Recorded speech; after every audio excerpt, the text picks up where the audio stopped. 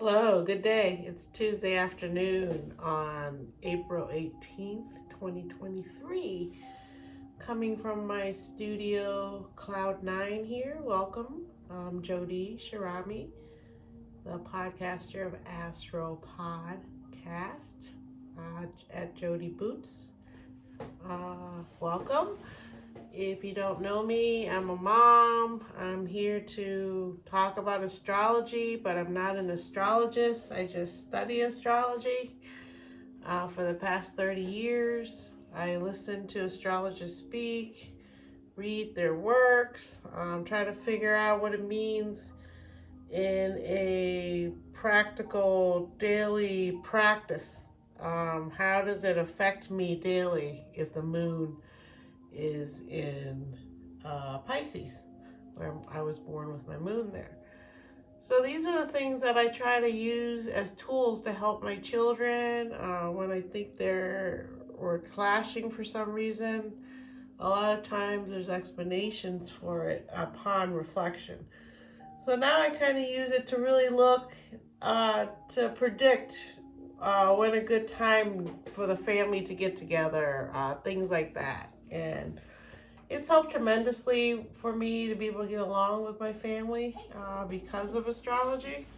So after studying astrology for 30 years as a non-astrologer, I've seen that a lot of things that occur in the world, and especially social things, social movements, really are affected by the planets moving. And we're living in a very exciting time right now with the outer planets that usually take a long time to move around, are moving around right now during our lifetime. And one of them is Pluto. And Pluto is taking a little tour of Aquarius, which none of us have been alive forever because it takes Pluto forever to go around the solar system. He's taking a tour of Aquarius, and since he's been there, we've seen things that Aquarius rules over being affected, which would be society, freedom, personal freedom, groups coming together and making themselves stronger through being a group, a team. So we've seen a lot of things happening there already. Like today, the young man that got shot and who is okay, thank goodness. He got shot going to the wrong house looking for his brothers, and there were no words exchanged, just gunshots, I believe. And today his school, the students in his school walked out in protest to that. So that's how Aquarius and Pluto is working, is that the group comes together for individual freedom, because you can't get individual freedom without a collective of individuals who want the same type of freedom that you want, right? Which makes sense, right? We are our species of humans are creatures that like each other. They like society.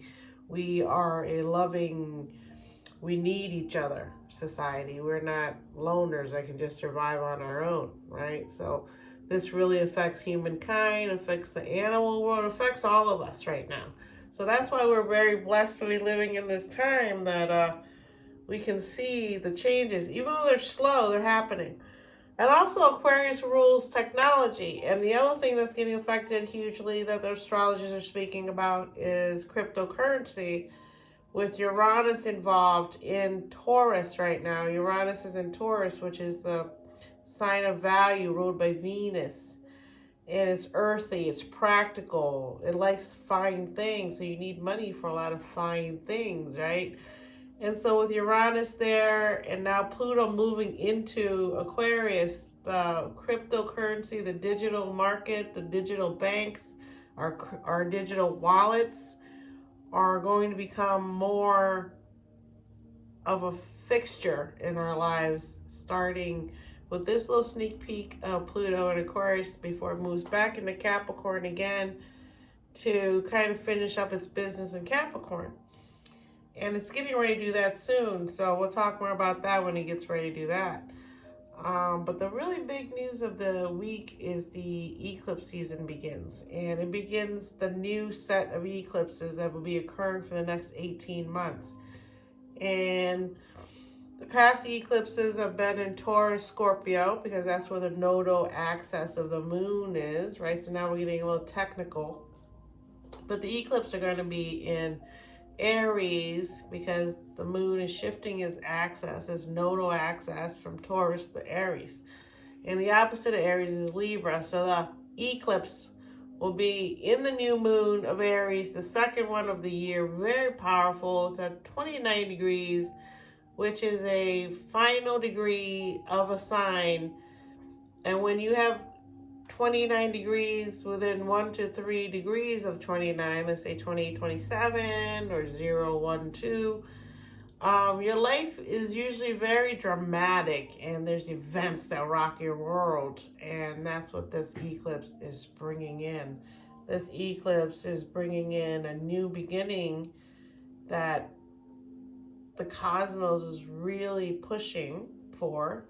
And if you didn't start something back last month with the other new moon, you're going to now get another chance to review and see what it is you need to change. And if you can't catch what you need to change, Pluto and Aquarius will help you. Saturn and Pisces will help you fix on your long-term dreams, your goals, how to achieve them. The planets want you to succeed. The cosmos wants you to succeed. No one likes change as much as a mutable sign. And the mutable signs are Virgo, Pisces, it's opposite, Virgo, Pisces. So the other mutable signs are Gemini, and it's opposite, Sagittarius, right? One's an air, one's a fire. So these mutable signs are the ones that can transition the easiest to change. And a lot of changes are coming. So they have a little bit of it easier in some ways. The fixed signs, Aquarius, Leo, Taurus, Scorpio, which is the nodal axis we're leaving now this month. It rocked the world for the past 18 months. So now as we shift from that into Aries and Libra, Aries is about the young baby, the forming of the ego and being brave. But the baby also can eat too much candy, can be excessive, right? Doesn't know when to stop. And then Libra is the sign of, they're both cardinal signs, they're both leaders. Libra is the sign of justice, balance, being moderate, being friendly, and sometimes being too wishy-washy, not being able to make up their minds, things like that. So that's the next nodal event for the next 18 months, and it begins on Thursday night, going into the next day. It starts really late. And so the reason it's a big deal is because we're in the Aries season as this eclipse happens, and Aries has Jupiter in there and Chiron, the planet of healing. So it's a big deal because it's also gets help from Saturn and Pluto and help from Mars and Cancer. So everything for this eclipse, this solar eclipse, is supercharged. It's like on steroids, on a lot of coffee. Think of the energy bunny that never stops. There's so much energy coming at you, like Everything Everywhere All at Once, which is what the movie is about. Is this time, the next 20 years, that movie is predicting what is going to happen to a lot of us. Is that we're going to see other versions of ourselves and how we were 10 years ago and how we could be 10 years from now. how we need to fix our family relationships, make them better, and always know that family matters a lot, to the point of the universe is here to remind you of that.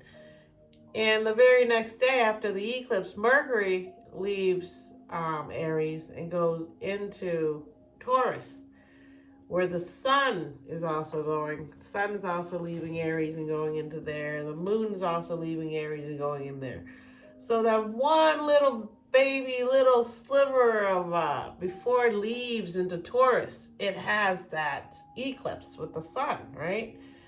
So it's supercharged because of the way things are shifting right at the same time. So that's why it's a big deal, because there's so much energy there that we could lose our minds if we're not careful, in terms of so much information might come at us, so many things to do might come at us that we just don't know, oh my God, I don't know what to do. So the best thing to do is do our breathing exercises, right? Which is 6 seconds in, hold it for 4, release it in 6,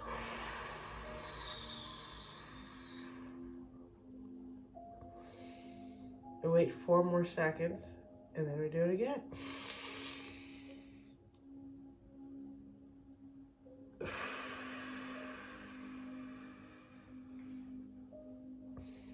So that's what you must do. That took 20 seconds, not even a minute, not even half a minute. If you can do that for a minute, it's great. If you can do it for 30 seconds, for 10 seconds, that's great. But the fact is that Mercury follows the sun into Taurus season, which is the bull, the fixed sign, the stubborn bull, the one that loves what it loves. It loves being where it is. As long as it has grass and water, it's happy, right? And you'll see cows and bulls sitting down a lot of times before it's going to rain the day after. So a lot of times you're driving around, you see cows sitting on the ground or laying down. It's because it's getting ready to rain. That's just a little fact I learned from one of my farming people. So Mercury's going in there and it's going to take a nap. The astrologers call it retrograde. And they warn of not buying any electronics, being careful what you say, good time to review, revise, RE words, revise, review, rejuvenate, retake, re-edit, record, all those things. It's about taking a nap mentally in terms of stress-wise. So that is a calming balm from the cosmos, from the planet, saying, okay, I've inundated you with so much information during this time, from the Aries new moon here to this last Aries new moon, and Pluto's moving and going to nap soon, and Saturn's moved into Pisces, and really made your dreams come vividly alive to where they practical or not. So I'm going to give you a little break here. So Mercury's going to start that break for us, and that it's going to nap for about 3 weeks in Taurus. And Taurus couldn't be happier with that. Taurus people are hardcore, relaxing, not doing anything to. Just think about the bull in the china shop. The bull has to walk through the china shop very slowly. So that's what's happening now. We're walking through, we're looking at things that are beautiful, we're enjoying nature, flowers, the beautiful earth. We're loving our sweets. We're loving food, wine. We could put on a little weight here. Or we could be more active just being outside. So that kind of helps us not being too lazy. We can get outside, hike, gardening, all those things burn calories also, which we need with Mars and Cancer still. Mars wants us to remember our heritage, remember things that we know intuitively are good for us, like eating fresh vegetables and loving Mother Earth, right? April's going to round out with Earth Day coming up next week. And so the cosmos are really saying rejuvenate mentally these next 3 weeks as Mercury retrogrades. And really what happens is that the elliptical ring around the Earth, around the sun, uh, Pluto travels so fast around the sun that sometimes we can't see it because it's on the other side of the sun or whatever it's doing, right? And so that cuts off the energy from Mercury coming through to us on Earth. And when that happens, our minds slow down, our machinery, the internet, and we can't make intelligent decisions like buying a car, buying a new computer, buying a house. We don't want to make any of those long-term decisions when that's going on, unless you've already made a decision to do something during that time. That's okay. You already had it going on. So the reason the astrologers kind of get crazy about it is because Mercury retrogrades so much that it's used as an example really for when the outer planets are retrograding, when Venus and Mars retrograde. Those affect us a little bit more. And I believe Pluto is getting ready to retrograde. I believe, don't quote me on that. So when that happens, it really slows down. And we really can get frustrated if Mars is frustrated. Our energy to act, to do things. So as you can imagine, it'd be difficult with people ruled by Mars then, or Saturn, who also wants to do things.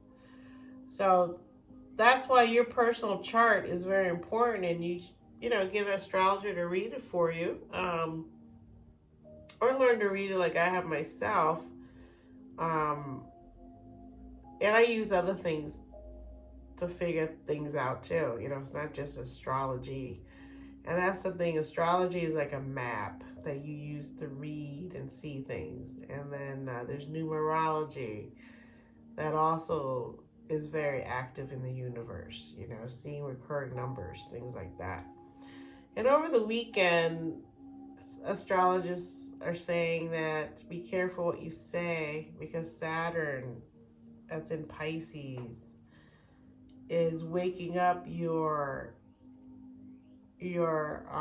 dreaminess to where you might not understand that not everyone's kind to you, friendly, or wants good things for you. There's snakes in the grass, that's the expression. There's sheep in wolves' clothing. That could really come to fruition this weekend for people. So be careful what you say, who you're talking to, how you're communicating your needs. There's been a lot of crazy shootings in America to where you really have to be very mindful of where you go, whose door you knock on, whose driveway you go up, who you talk about, how you say it, in what tone. And this is called, I believe, a clashing of cultures. That's what the new era is about. The new era is leading us into being more responsible in our communication with others, and what we call each other, how we name each other, how it hurts other people. And we have to respect ourselves if we want other people to respect us also. So the name we call each other, we call ourselves. If we're disrespecting each other, then other cultures will disrespect us also. And if we're disrespecting people in our family, then other people would disrespect us also, right? So when I say family, start your nuclear, just your mom and dad and whoever's there in your house. That's the first place you start, right? But the very, very seed of all that starts with you being kind and loving to yourself. And I believe that's where the clashing of cultures are happening right now, is that some cultures teach their children to love and appreciate themselves to the point of where they don't know that their ego is impinging upon other people's ego. Uh, uh, so then we get into the whole thing of empathy and respecting other people, right? And what is respect, what isn't respectful? And that's really what's going on in the world right now. So the next war that we're getting ready to have, it looks like, has to do with respecting boundaries. And that's what Saturn Pisces is here to do, is put up boundaries where we can't put up boundaries. Because Pisces knows no boundaries. There's no boundaries in the ocean to where a fish can swim until there's things that occur and then the fish can't make it there, right? And those occurrences happen through nature. The fish themselves usually don't do that, right? Some may, some may not, right? I'm not sure about all that. But the point is, the ocean is limitless. So with Saturn there, he's coming in and saying, hey, I'm going to help you with these ideas you have, but I'm also going to ask you to work hard, to love yourself. And when you follow a schedule and you love yourself and you get things done, like cleaning your room, you don't understand that that clears your mind. Your space clears your mind when it's clean. Having things in order so you can find them when you need them. These are little things that you can work on the next 3 weeks. It's just changing up your daily routine of, let's say you get up, you have coffee, and then you take a shower. Maybe you take a shower first, then have your coffee. You know, just things like that. Just little tiny things. Especially with the warm weather, it's easier to kind of change because the weather's warm for a lot of us up here in the northern hemisphere. So my advice, or what I'm thinking for myself, is that I'm changing up my morning routines. I'm going to move my body more in the morning, whether it's through dance, yoga, riding my bike. I'm going to start doing more things now because the weather's warm and it's bright out in the mornings, right? So this is what I'm going to try to enact, which I've been doing already. I'm just going to make it more of a routine versus sporadically doing it sometimes. Let's do it. I'm going to do it every day and make it fun for myself. You know, ride my bike to the park, look at flowers, ride my bike to the store, get some groceries, you know, whatever it is. So this is what I'm saying by little things. And I'm also going to work more on my writing, you know, have more of a routine. So these are things that are happening, and that's why I suggest for everyone during this eclipse season is that start small with little changes that you've already kind of been wanting to do, and you kind of do it sometimes. Just make it more of a routine for yourself. And in 3 weeks, who knows what you could be doing. And then in 20 years after Pluto moves out of Aquarius, who knows where you'll be, right? Because when I look back 20 years ago or 18 years ago when Pluto moved into Capricorn, I'm in a totally different space than when I was then. Totally different space. My mind's thinking about totally different things now. But some of those things I thought about are still with me. And those are the things I'm working on because they've endured and stayed for a long time.